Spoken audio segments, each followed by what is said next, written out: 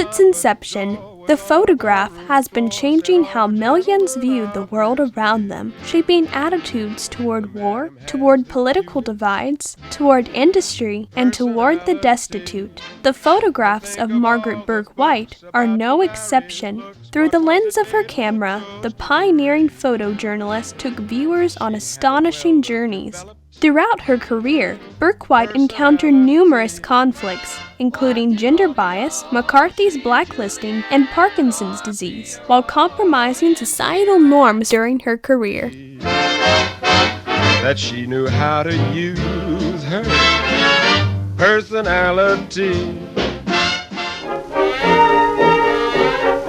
Hey, women are going mad today. The new woman emerged during the 1920s with a shorter hemline, bobbed hair, and the right to vote. These progressive ideals encouraged Margaret Bourke-White to form a tenacious attitude toward life, choosing to enter a male-dominated profession, photography. It was such an exciting time to be alive and also to be a young woman starting out a new career. But it quickly turned to a time of the Dust Bowl, of the Depression, extreme poverty, and war. And all of these events and political machinations really shaped her photographs. The roaring jazz tunes came to a dramatic close in October 1929, when the whole nation paused as Wall Street encountered a financial panic. The Great Depression had erupted just as Margaret Bourke-White began her industrial photographic career at Fortune magazine. In 1936, she transitioned to her role as the first female photojournalist for Life magazine. It was here Margaret Bourke-White made her mark on American history. December 7th, 1941, a date which will live in infamy.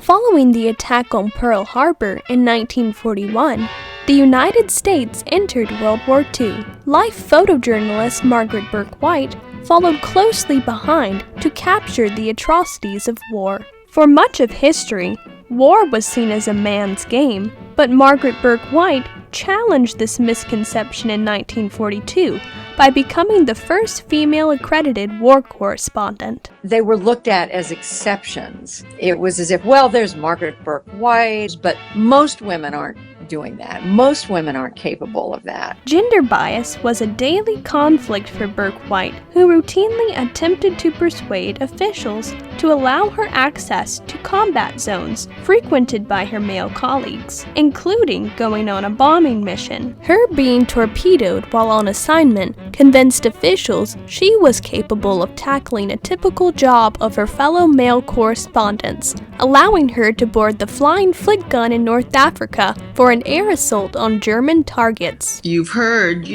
war is no place for a woman. Women should not be on the battlefield. Why would a nice girl like you want to subject yourself to this? Certainly discrimination. You should be writing about orphans and refugees, not battle. And this kind of not taken seriously. Go pose for photos with the guys. She was a pioneer female photojournalist. There were a lot of guys who didn't want women in the profession. They resented having a woman who could outcompete them, who could outshoot them, who could outthink them, who could outmaneuver them. So she ran into a lot of sexism. Compromising societal norms for women in this era, Margaret Bourke-White ventured into combat zones, gaining access to subjects not typically covered by women. She was incredible in her ability and her courage. Think about it. Nobody was accepting women, and nobody was accepting journalists. The journalists were all wearing uniforms and were censored and under government control. And there she was, just going about her business, barreling through and getting the story.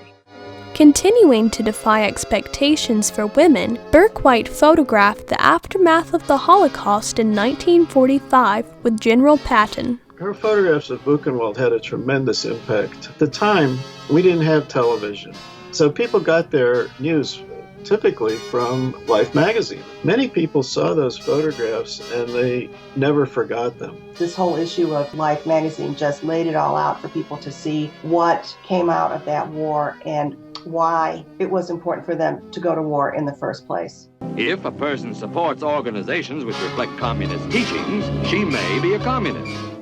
In 1951, the United States was in the midst of a Cold War between the Communist Soviet Union, generating fears of communist infiltrations due to the assembly of the House Un-American Activities Committee. No American was safe with McCarthy's witch hunts, including Margaret Bourke-White, who was labeled a communist by fervent McCarthyite Westbrook Pegler.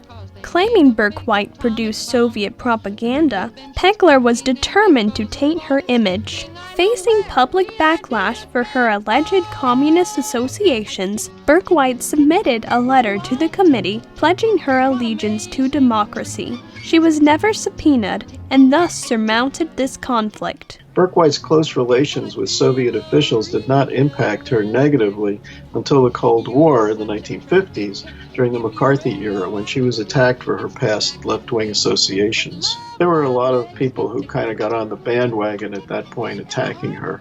We know from what happened during the McCarthy era in the 1950s that she had to almost backtrack slightly to ensure that she could carry on doing what she wanted in terms of her photography and work. Bourke-White's photography in the Soviet Union represented a compromise of societal norms as she challenged accepted American views of Soviets by photographing them in a sympathetic light.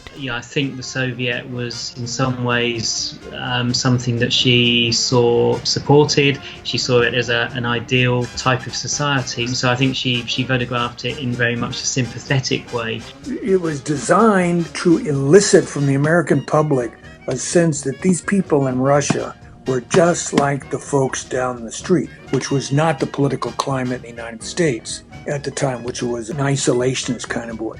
While photographing the Korean War in 1953, Bourke-White began noticing stiffness in her arms and had difficulty walking. She soon discovered that she had developed Parkinson's disease, the debilitating movement disorder. Despite this, Bourke-White continued to photograph, but eventually compromised societal norms for those affected by Parkinson's by taking an uncommon and less well-researched treatment option by undergoing multiple brain surgeries. She also compromised societal norms, which then viewed Parkinson's as a disability, by sharing her journey through her publications in Life magazine, encouraging fellow patients to not hide their symptoms. Ultimately, Parkinson's disease proved to be the one conflict Maggie the Indestructible could not overcome, losing her battle at age 67 in 1971. The greatest conflict she encountered was toward the end when she suffered from Parkinson's, but went on and continued to photograph perhaps for a decade or so. Her fight with Parkinson's was the one fight that she could not win, even though she certainly gave it her best. It's actually amazing to think that she did everything that she did in one lifetime and in a life that was cut short by Parkinson's. Margaret Bourke-White lived life to its fullest, but did face her share of conflicts, including gender bias, McCarthy's blacklisting, and Parkinson's disease. Embodying the traits of the new woman of the 1920s, Bourke-White compromised societal norms during her career. Well, journalism is a wonderful path, but it does take courage, and nobody exemplified that more than Margaret Bourke-White.